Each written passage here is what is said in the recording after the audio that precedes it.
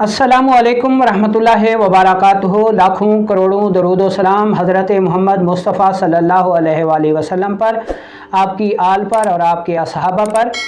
दोस्तों, आज हम जिस मौजू के मुतालिक बात करेंगे वो है ख़वातीन में अंडों की कमज़ोरी की वजह से होने वाला बांझपन, उसके असबाब, उसकी अलामात और उसका असूल इलाज।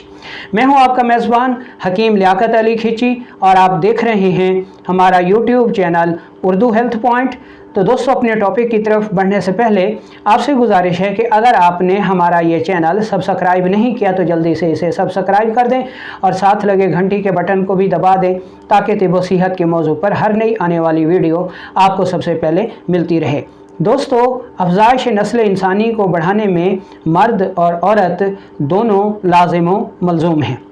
जिस तरह मर्द के स्पर्म का पूरा होना बहुत ज़्यादा ज़रूरी है, इसी तरह औरत के ओवम की तंदुरुस्ती भी अफजाइश नस्ल इंसानी के लिए बहुत ज़रूरी है। अगर किसी भी वजह से किसी खातून के एग्ज़ यानी ओवम या अंडे कम पैदा होते हैं, कमज़ोर हैं, तो हमल में मुश्किलात पेश आती हैं। अब हम ये देखते हैं कि किस वजह से ख़वातीन में एग्ज़ या ओवम या अंडे कम बनते हैं या कमज़ोर होते हैं। दोस्तों, तिब हो गई, कानून मुफरद अज़ा हो गया। वो जब इस मर्ज़ की तारीफ़ करते हैं तो ये कहते हैं कि जिस उज़्व में तस्कीन होगी वो उज़्व कमज़ोर होगा। तो अगर बदकिस्मती से ख़वातीन के जिस्म में तुरशी और तेज़ाबियत बढ़ जाए, सौदा बढ़ जाए, खून गाढ़ा हो जाए, तो उनके हार्मोन्स बिगड़ जाते हैं, ज़नाना हार्मोन्स कम हो जाते हैं और मर्दाना हार्मोन्स बढ़ जाते हैं।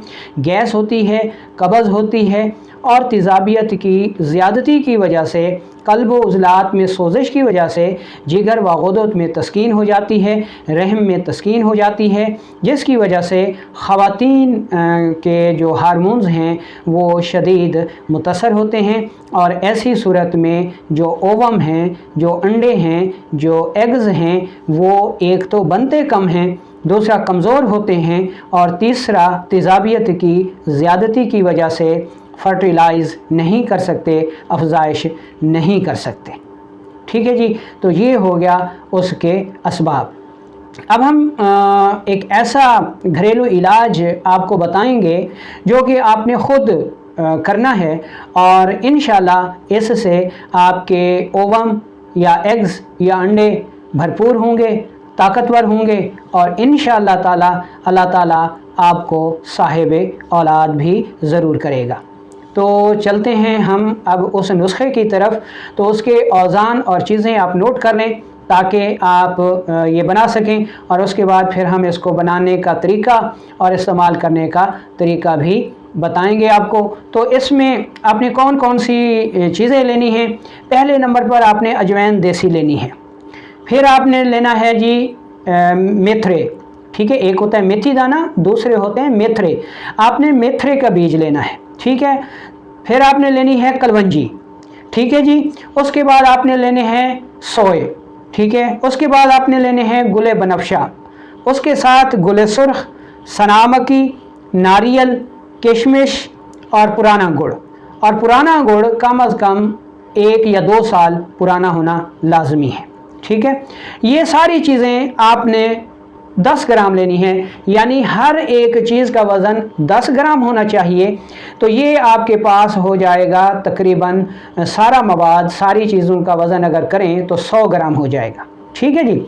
अच्छा, अब इन सारी चीज़ों को जिनका वज़न 100 ग्राम बना है, आपने 1.5 किलो पानी में इनको इतना पकाना है कि ये 1 कप रह जाए।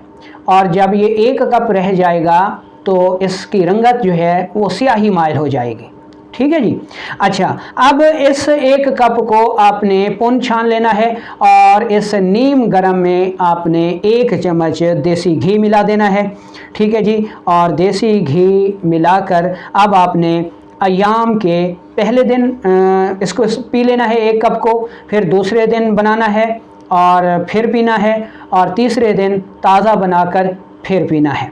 ये जितना भी वज़न आपको बताया गया है ये 1 दिन का है। अब हर माह आपने 3 दिन इस्तेमाल करने हैं, तो इनको 3 गुना ले लें, यानी 300 ग्राम ये चीज़ें ले लें और फिर 100-100 ग्राम अलहदा करके रख लें। ये 3 खुराकें आपके पास बन जाएंगी।